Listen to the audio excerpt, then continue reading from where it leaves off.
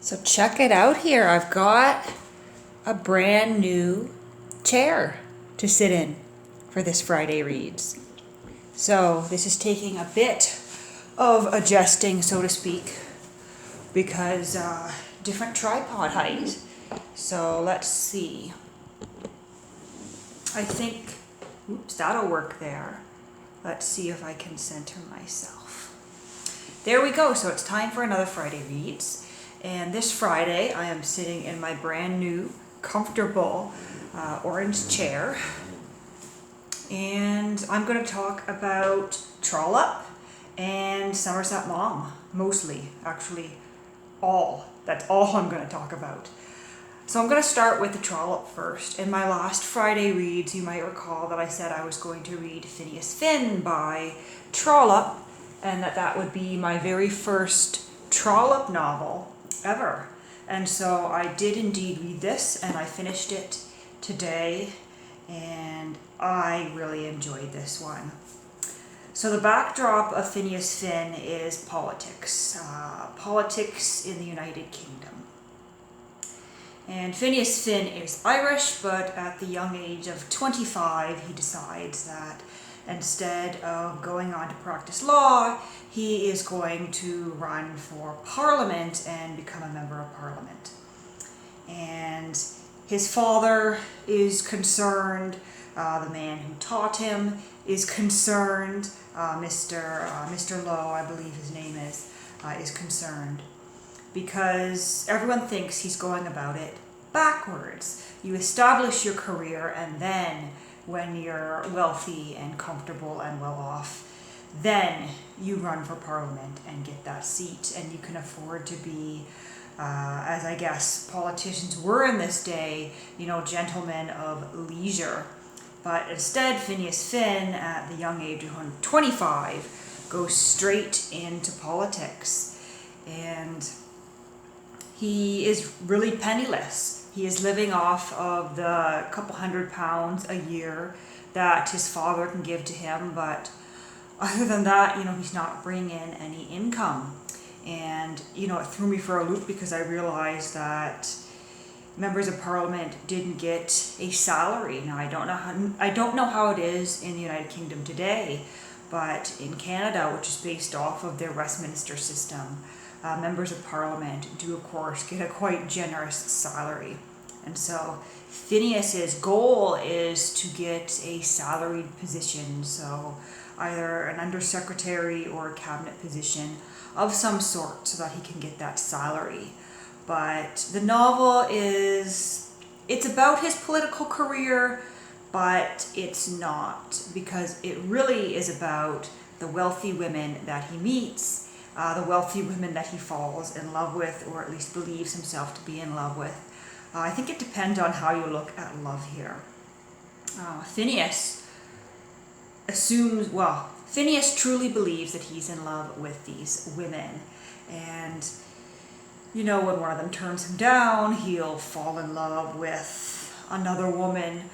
But of course, people who read this novel say, well, he really couldn't have been in love with all those women. And his friend, Lady Laura, questions how genuine his love for herself and for other women are, as she realizes, how quickly he moves on. But whether it's love or whether it isn't, Phineas believes himself to be in love. And although he doesn't intend to marry for money, that is certainly, a draw for him, because marrying a wealthy woman, marrying an heiress, would essentially secure his position in Parliament for the rest of his life, as long as he can be elected, because he would no longer have to worry about just being a backbencher. Being a backbencher would be fine. Of course, back in his hometown in Ireland, there is Mary, his childhood friend, who is head over heels in love with him, and she is essentially waiting for him. Meanwhile, he's off in London with all these wealthy women and getting caught up in feuds between husbands and wives, feuds between fathers and sons, getting caught up in a love triangle, fighting a duel over that love triangle, and dealing with, the moral and ethical dilemmas that come with being a politician and having to toe the line in the Westminster system. He is torn over several issues, whether he should vote with his party or vote with his conscience. And you'll have to read the novel to find out what he does, whether he ultimately decides to vote with his conscience or to vote with the party line and secure his position in politics for years to come. But overall, it was a novel that I quite enjoyed. And Phineas Finn himself isn't really a likable character. In fact, he's not much of a character. Rather, he is sort of the window, the set of eyes. Not even the eyes, because it's not through his eyes, but he's the window, he's the avenue through which we view all these people in society around him and view the political world. And so because I enjoyed this one so much, I have decided that I'm going to almost immediately pick up Phineas Redux, which I'm hoping this is the next one that is about him, because it is the one I have on my shelf. And the third book I have is The Prime Minister, but I know that comes later, so I'm going to suit myself and read Phineas Redux next. And the back does say that Trollope continues the story of the handsome but reckless young Irish politician Phineas Finn. Phineas, now an eligible widower with private means, returns to London and a parliamentary career to become once more the centre of a group of admiring ladies. But his bid for a cabinet post involves him in a trial for murder, in which he narrowly escapes the gallows. Trollope's picture of behind-the-scenes intrigue in high Victorian political circles is as compelling and convincing as ever. So I guess that's a little bit of a spoiler, although I'm assuming the death of his wife happens within the first few pages of the novel, because at the end of Phineas Finn, we leave him prepared to marry the woman he has selected almost immediately. He has secured an income and he is ready to marry. And so it looks as though he's going to marry this woman and have a happily ever after, but based on the synopsis here, that is not to be. And judging by these covers, there is a very good BBC series based on these novels, so that is in my sights somewhere along the line when I do finish reading the series, I guess. So I'm going to read that. Now, next I'm going to talk about W. Somerset Maugham. So I did begin in on a collection of short stories by Maugham, and I've only read one so far, and that is Rain. Now, when I checked in with my last Friday reads, I showed you a great big hardcover, but I picked up a collection of paperbacks of his short stories over the weekend, and so I opted to read from that instead. So I started by reading the short story Rain, which is the first one in volume 1, and I have to say that I really did enjoy it. Not as much as his novels, but it was a good short story. It is about a doctor and his wife who are traveling somewhere on a boat, and they have taken up with a missionary couple.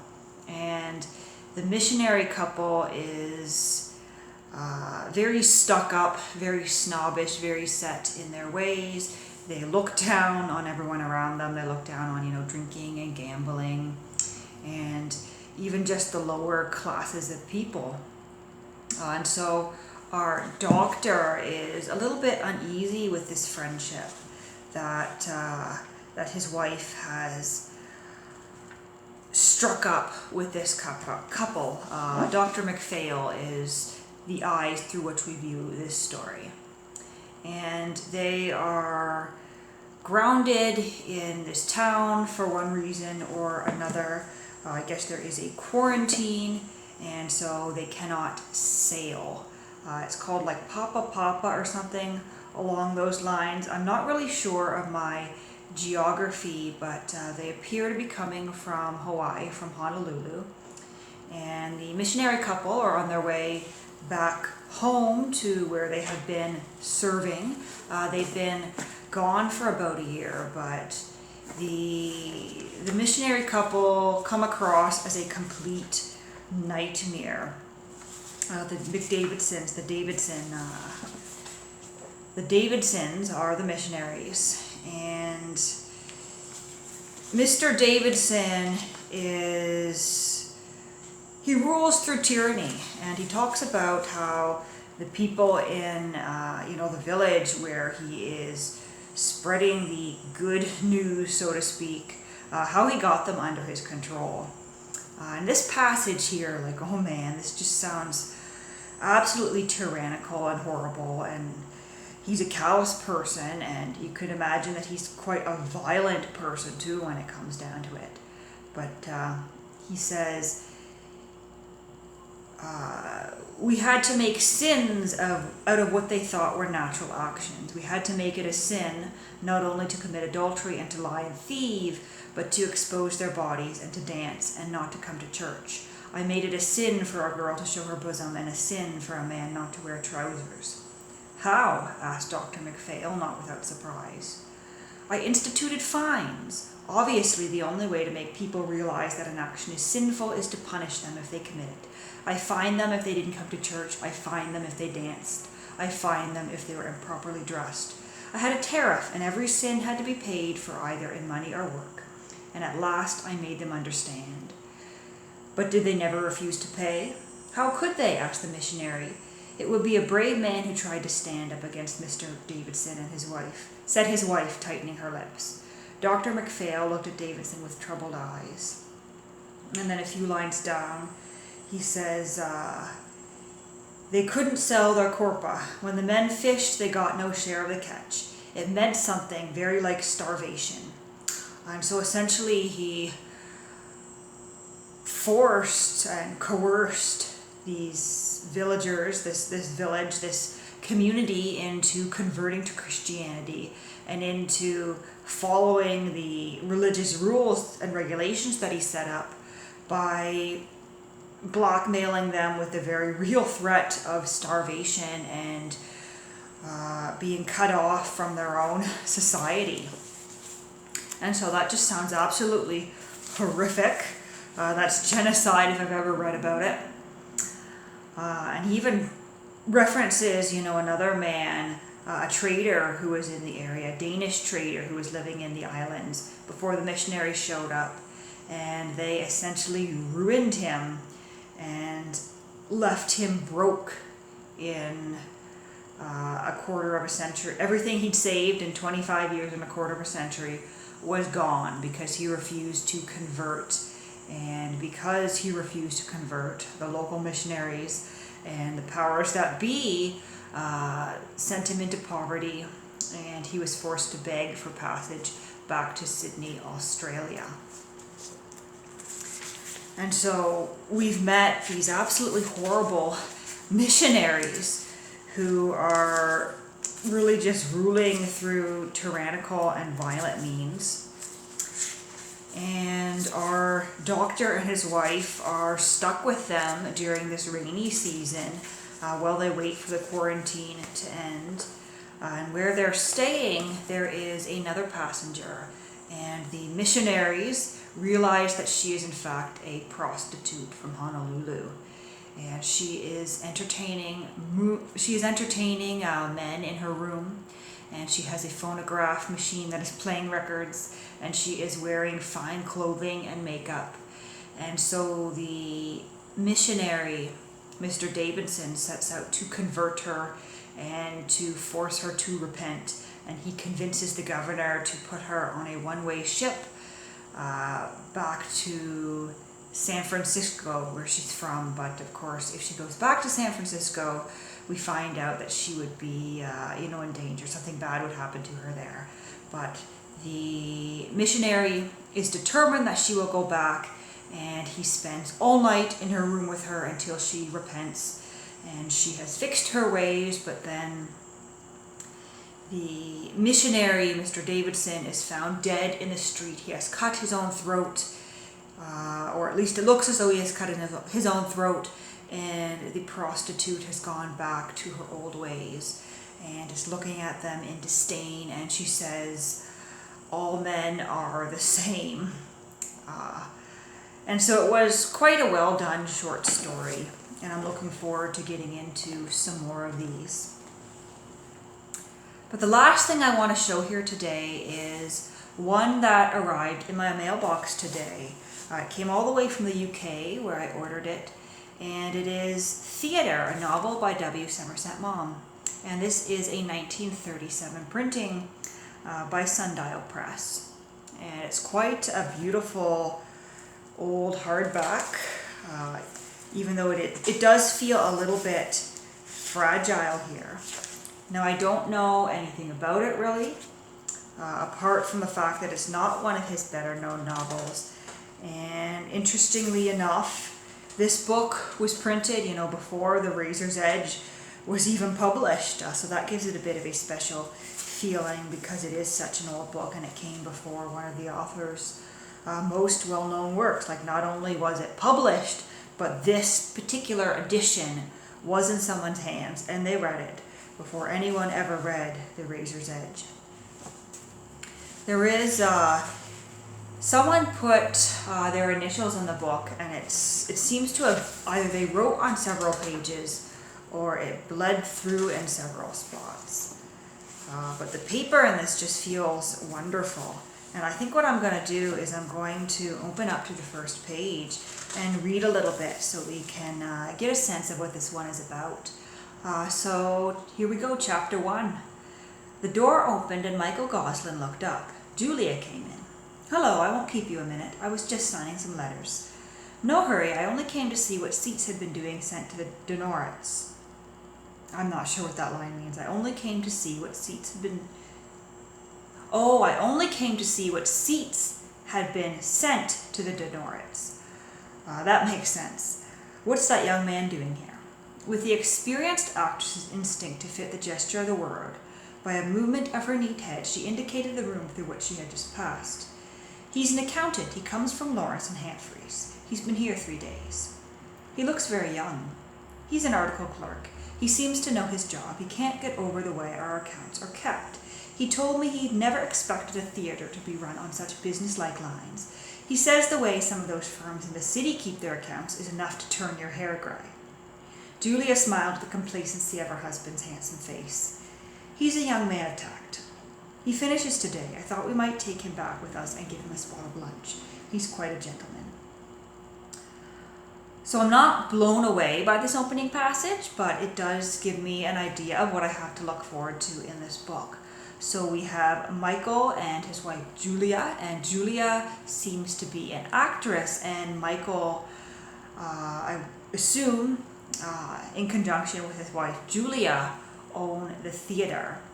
And I guess they're having their accounts done, and their theatre is run on very business-like lines.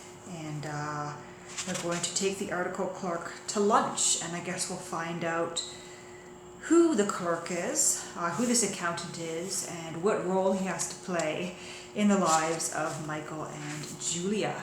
So we shall see going forward.